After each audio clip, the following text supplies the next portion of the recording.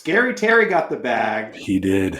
And Mike is holding the bag of hello and welcome to Big Ben and K-Win. Each week, we broadcast live on YouTube. If you're watching this live, drop your comments below. You watch us on demand, that's okay. You can still drop your comments. We'll get at you. If you're more of an audio podcast person, download, listen, subscribe.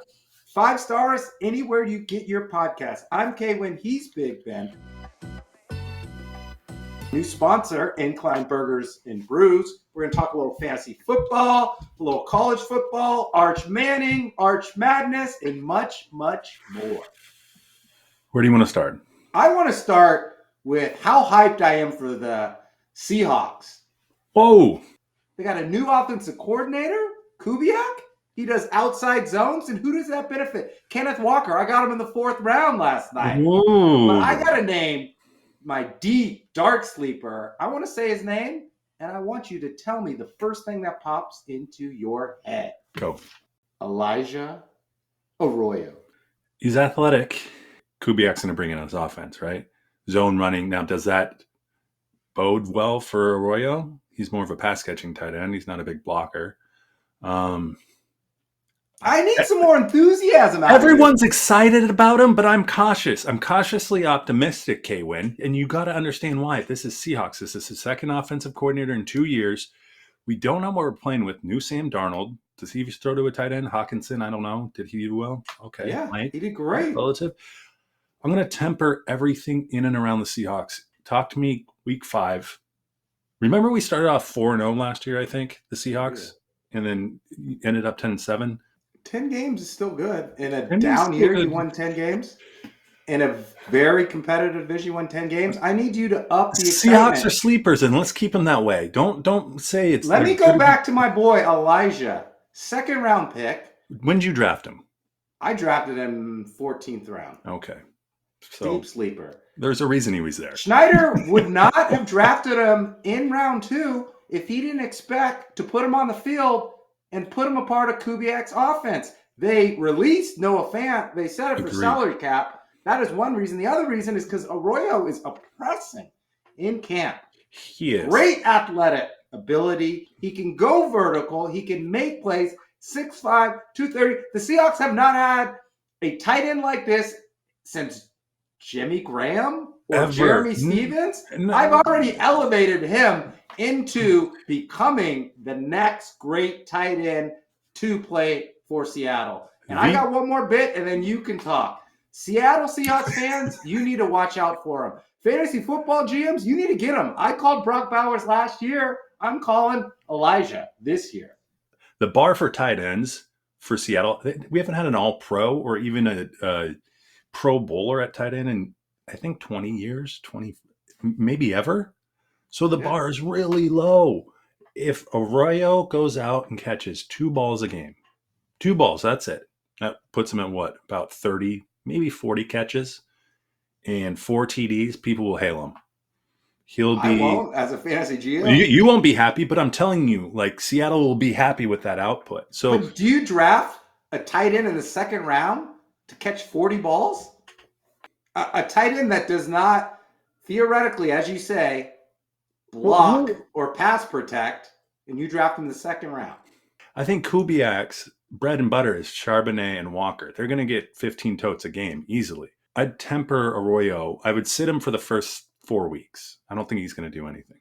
Is he going to be great for your fantasy team in terms of output as a starter? No, he's not. We'll see. Go get K-Dot. What those outside zones lead to? Play action. Go get K-Dot. Sammy D is going to light up the scoreboard. I will make you a bet right now. K-Dotton, more receptions, more TDs, more yards than Arroyo. I'll make another bet. Tyler Warren will have more than both of them. Well, I know that.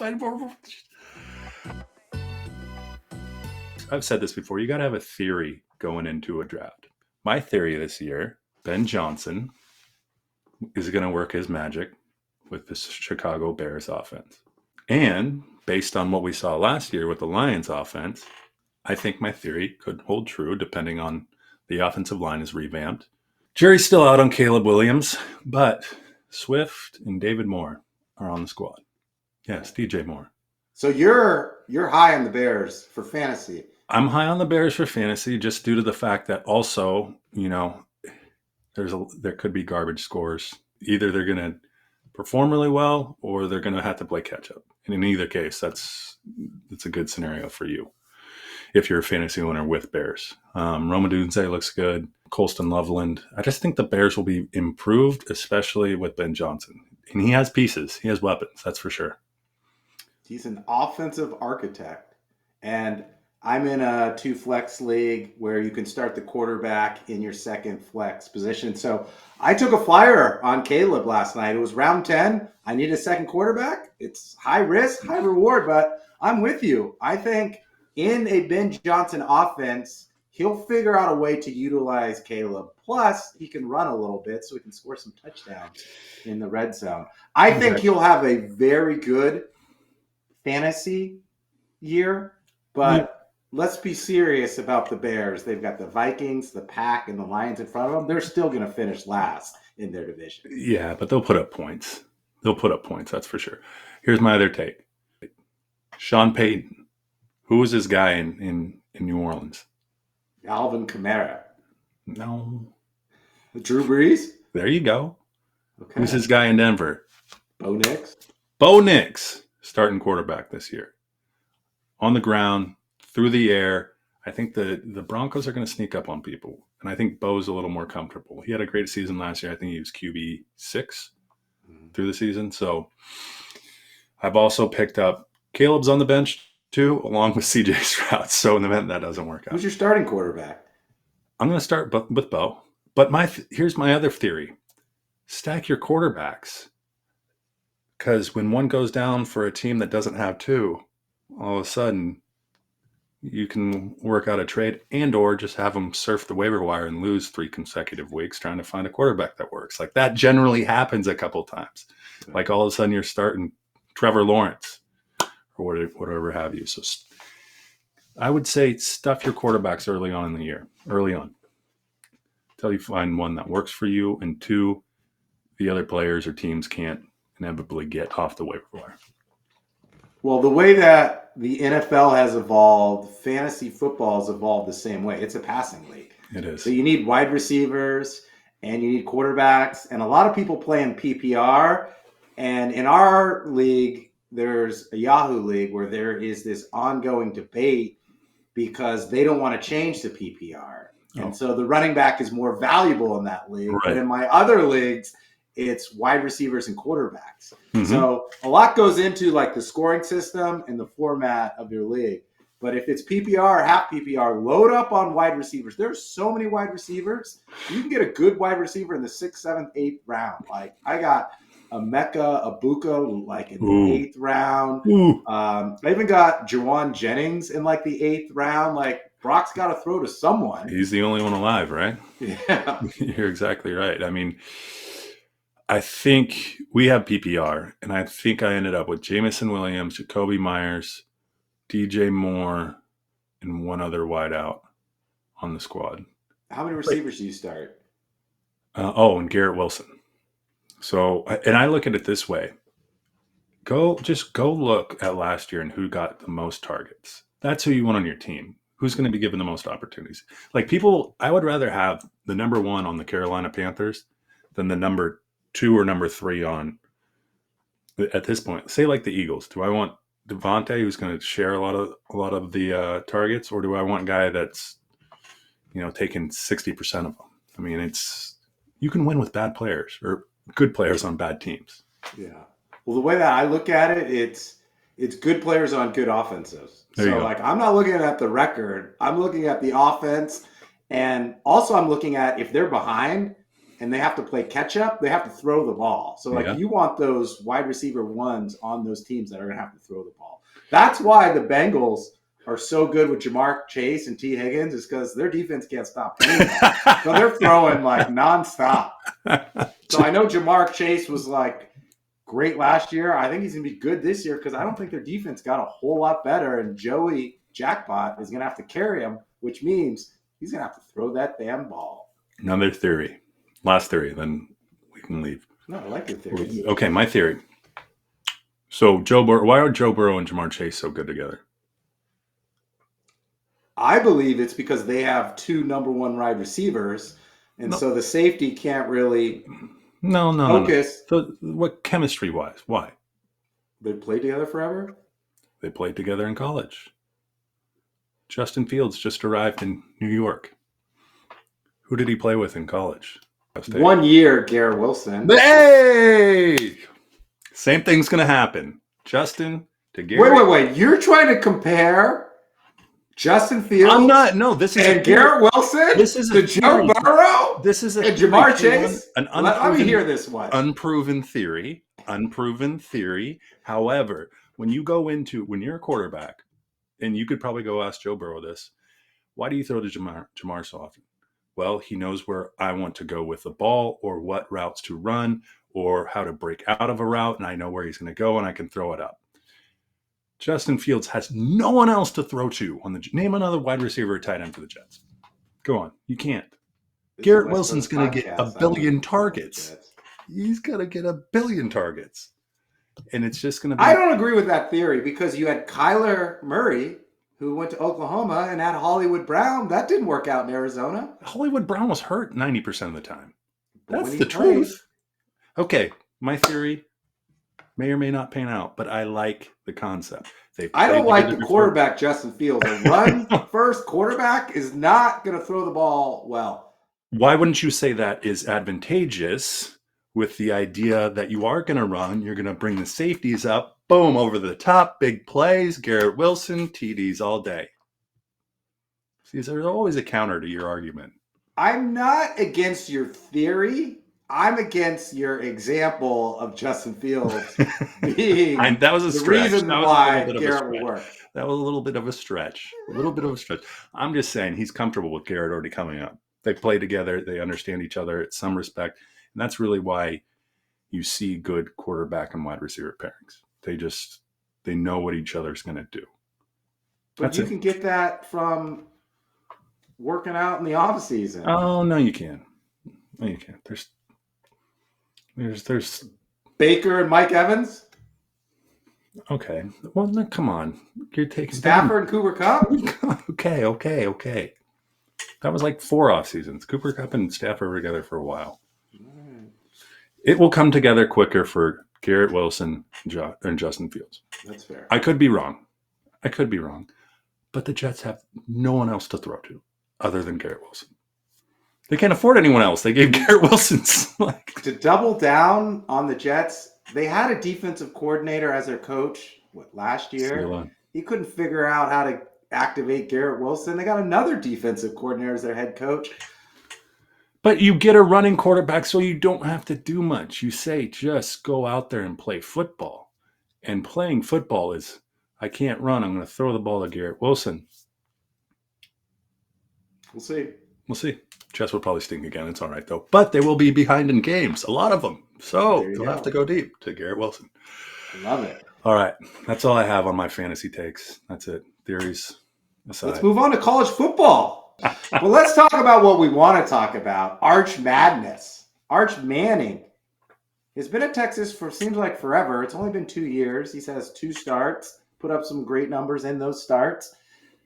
But now he is in the driver's seat of the Texas Longhorns, the number 1 ranked Texas Longhorns. They go into Columbus this Saturday, 9 a.m. on Fox. I can't wait to watch the game. People are already projecting Arch Manning as the quarterback for the Indianapolis Colts as they brought in Flacco or Daniel Jones. Same Daniel Jones, whatever. So where I'm going with that is like Arch is already bigger than he even realizes. When people have said that before the season even starts, these people are going to tank in order to get Arch. But we don't know if Arch is any good relative to a full season, right? Like what if his name was Arch Martin? Would there be all this hubbubaloo? No, because he wouldn't be related to Eli Peyton Cooper. Thank you. Like his name is carrying him so much further than I think he's actually demonstrated that it should, if that makes sense. Like we're just assuming he's really, really good because he's a Manning. Am I wrong? I think that's part of it, but also he was a 5-star recruit, the number one recruit in the nation. Like he can throw and he can run. He put up great numbers in high school. That doesn't mean you're going to be a great college quarterback, but on paper, he's got the size, he's got the arm, he's got the speed, and he's got Sark, a QB friendly coach Yes. and a QB friendly system. So on paper, it looks great. That's why I'm excited about it. My argument would be, why did he not beat out Quinn Ewers? Could he not? Like, honestly, That's a great argument. Quinn Ewers was a 7th round draft pick. He may not even make a roster. And Arch is already better. Like, it's there. I gotta imagine there's a reason that Quinn Ewers was playing in the college football playoff that Arch Manning was not. There's something Sark saw at practice where he Right. decided to go with Yeah, Ewers. yeah. Or else you do, right? If he's your best chance to win, and unless the players came out afterwards and like, I don't know why Arch wasn't starting, there was none of that. So as much as I'm going to temper my expectations of Elijah Aroa, I'm going to temper them of Arch in a big setting. This is not easy.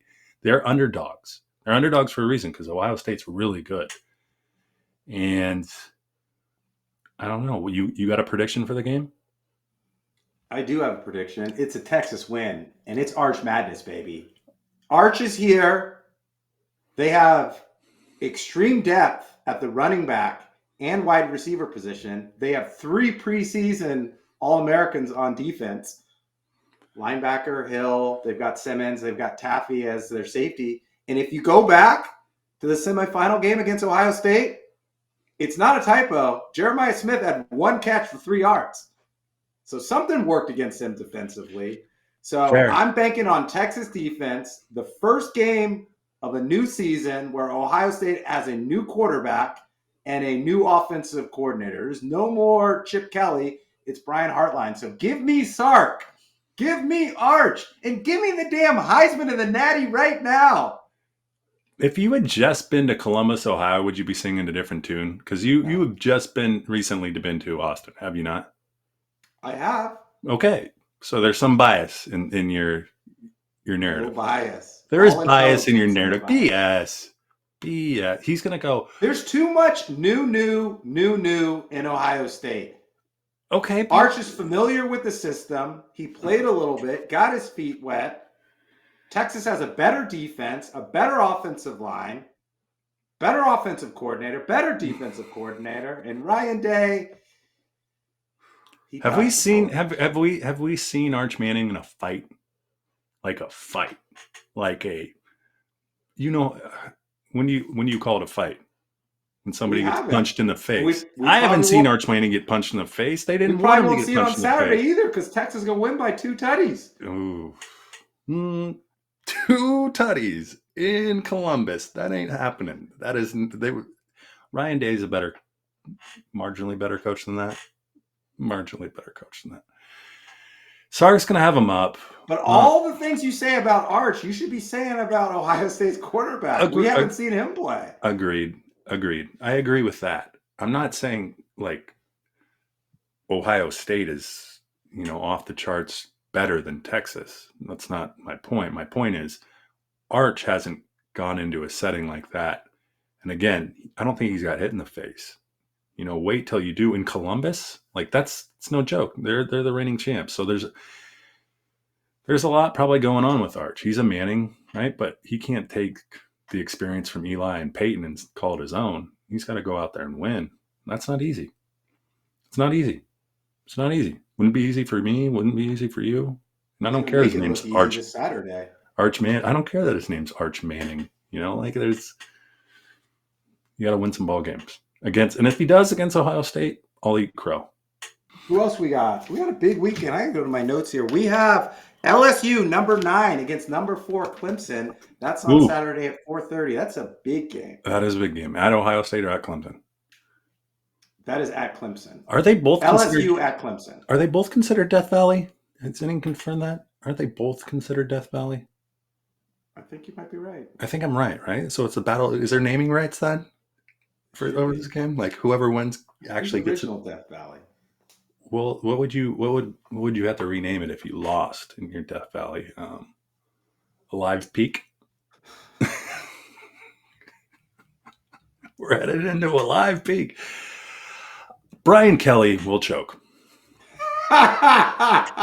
He will choke. Klubiak or Cade Klubniak. Klubnik. Kleb Klubnik he might be better than Arch Manning. Right now, He might be better. before game 1. He might be better. And Dabo, have you seen their workout? Is it their workout? They got a slide. It's like those guys. I mean, Clemson football is big. And Brian, what's his name? Brian what? Kelly stinks. To voice what Kennedy would say, Brian Kelly stinks. And he will be, if he loses to Clemson, he'll lose another game within the first 4, and he will no longer be the coach. Shaq will buy him out. Maybe. Boom. He'll be running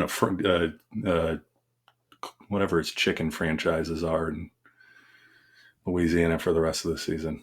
It's not that I don't like Brian Kelly, don't get me wrong. He's just not an LSU guy. I said it again. Not an LSU. Is he a Notre Dame guy? Yes. But he left because I shouldn't say that. Bigger than Notre Dame. He's bigger than Notre Dame? No, I think... He said he needed the players, but it's the coach. Well, I think LSU... Here's the difference between Notre Dame and LSU. You go to LSU, and what do they say? We're a sports school. Here's the classroom. It's on an iPad, and you can attend when you want, Whereas I think Notre Dame tries to uphold standards that are maybe a little higher. Yeah, maybe. And so it's always been said it's tougher to recruit at Notre Dame because there are those standards. Maybe Kelly wanted to see what he could do when there's all gloves. He thought he could get a bigger budget, more 5-star players, and more players into the school and the program because there are looser morals around Berkeley Street. But here's what I don't understand. LSU's confusing. They're like that guy who wears jeans and a tank top. Is it hot out or is it cold out? Is LSU going to go 10-2 or 8-4? Probably 8-4 because Brian Kelly is the coach. I'm sorry. I'm not sold on Kelly either. Can we move on Brian Kelly? We've been talking about Brian Kelly too long. He's done. Let's talk about Clemson. He stinks. Give me Clemson. Go. Cade Klubnik's back. I think he's either a first team or second team preseason All-American, depending on which publication you look at. They returned 14 starters. They've got 2 studs on the defensive side of the ball, on the defensive line. They got a new DC, Tom Allen from Penn State. They're trying to get back to the glory days. Remember 2016, 2018? Clemson won the Natty both those years. This might be the year that Dabo has been waiting for, where they have a top 5 finish, they get a bye, and they have a legitimate chance because who their quarterback is and who they have on the defensive end. Because what's held them back has been their defense. And I think Tom Allen, if he can fix that up, it might be the year of Dabo. Here's the thing Dabo has going for him. If you beat LSU, you can rest your starters until the college football playoff. The ACC is horrible. Absolutely horrible. And so, I mean, of course you're going to want to run up the score just so everyone sees score differential. But, I mean, name another decent school. I mean, people are going to argue, Miami, Maryland, Florida State. Florida State's garbage. SMU, maybe. Right. SMU is in the mix. But, I mean, you're not in the Big Ten or you're not in the SEC where you're running into buzzsaws every weekend. So Dabo, if he wins this game, I mean, college football playoff percentage is nearly locked. Nearly locked. That's all you got to say. What else? Who else we got? Cougs play on the CW network. I got to plug the Cougs. CW network against old rivalry in Idaho Vandals.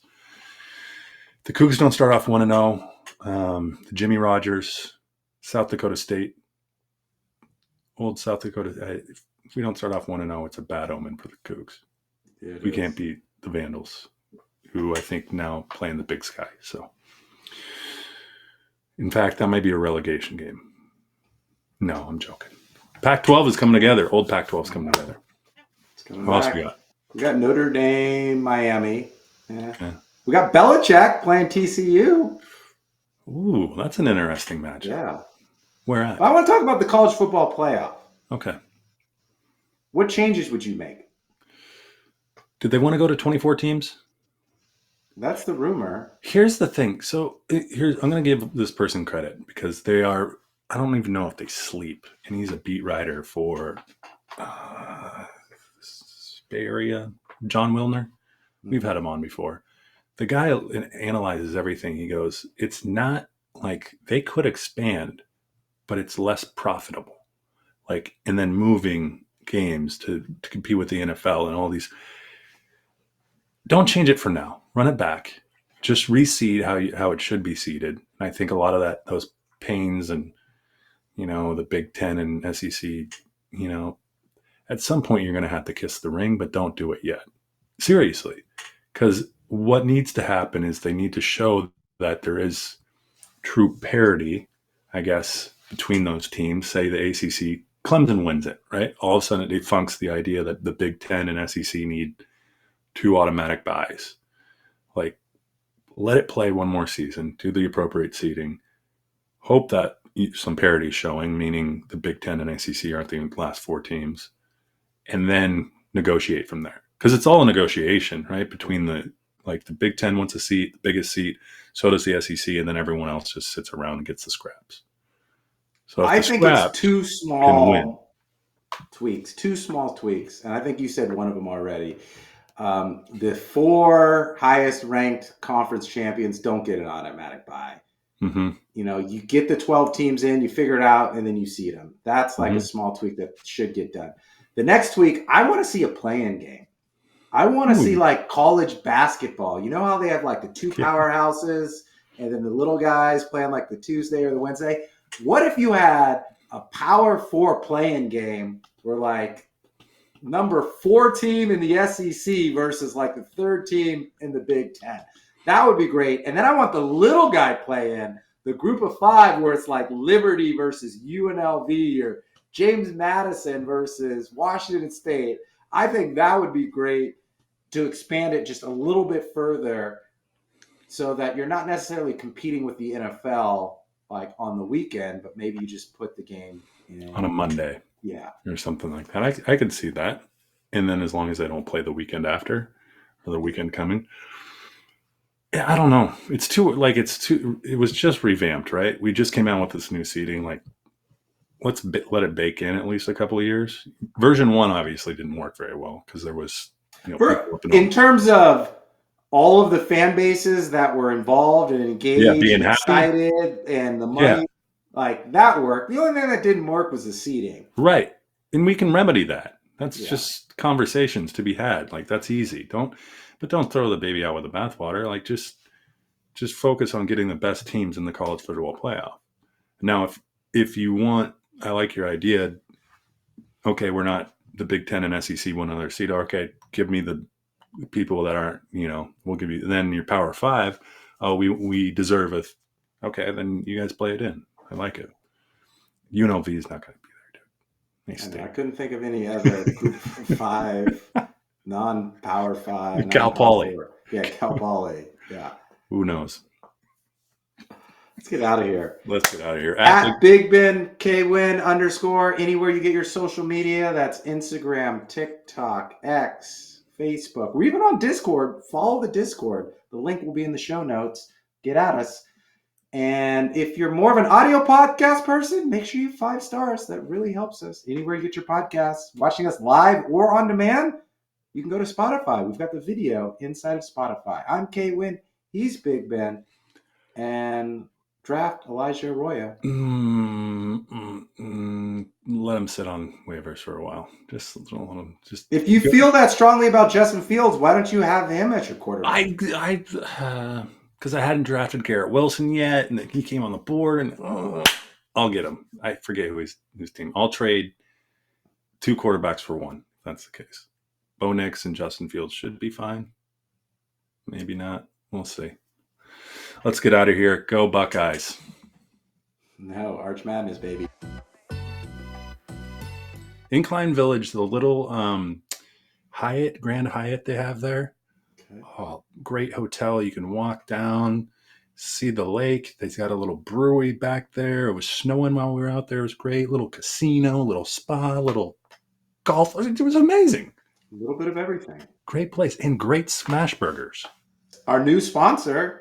If you're watching this live, you can see our sponsor in the banner app. If you're listening to the audio, we're sponsored by Incline Burgers and Brews now, your go-to spot for the ultimate burger and brew fix. They've got double inclined, bold smash burgers, and they've got these loaded nuggets or even these garlic parm nuggets. They're just delightful, Big Ben. You can tell you eat too well. The highlight to me on that menu is the chicken fried biscuit, which has, for breakfast, you can lead off with a chicken fried, call it just kind of like your fried chicken with egg, bacon, cheese, all on a little biscuit. Whew, sounds Making good. me hungry right now. I'm in. I am in. I wish I was in Truckee, Northwest Reno, or Incline Village. I could stop by Incline Burger and Brews. Boom. Where happiness is just right around the corner. We have a new social media app. We're on Discord. Follow the Discord. Oh, no. Yeah. Are you up on Discord yet? It's kind of like this anonymous kind of you have your own persona and you join Discords, and it's kind of like you collaborate on common things that you have interest in, like Mario Kart or fantasy football. It's a combination of YouTube, X, and Twitch because it's got a little gaming component to it. And we created a new server. It's called the West Coast Swing. And you can go in and join conversations on fantasy football, hot takes, and our episodes. Who's manning our server? Who's manning the instance? We are? Which means it's me. That is true. That is very much true.